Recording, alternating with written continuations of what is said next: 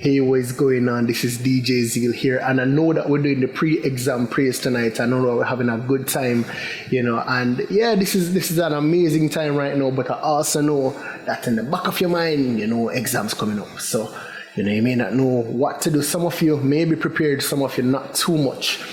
Some of you may be worrying a little bit, but the first thing I want to encourage you guys is to not worry. Don't be anxious. The word of the Lord tells us to cast our burdens and our anxieties and our cares to Him. That's the number one thing, But then also at the same time, the fact is you have an exam that you need to be preparing for. So how do you tackle this? Something that I always recommend to this day, I still study. I believe that studying and learning is a lifelong process.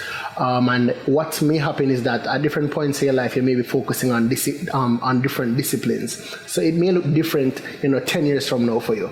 But, I believe that learning should be something that is continuous. That said, I feel like an approach you could probably take is to, ensure that you break up things into chunks, into how you study.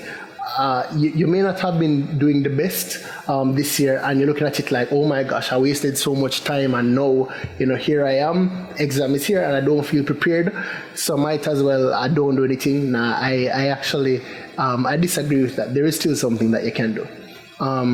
Again, you can't make up for lost time. You can't go back in time, but what you can do is change how you do things right now. So what I recommend, I don't know if you ever heard of the Pomodoro technique, but essentially, if you don't, you can research it, but also break up your studying into small chunks. That is really what you're doing, just breaking up into small parts. I would also recommend too that if there are subjects that are related, you can probably try to study those in maybe pairs, so that you can link them together. That is also a very good way to study. But also do not spend too much time studying. So don't sit down there for 3-4 hours just going through. That's probably swatting, and it's not a good way to retain information. But you can probably study for 20 minutes, take a break, go back again, try again. But when you're studying, be very, very, very intentional. Right?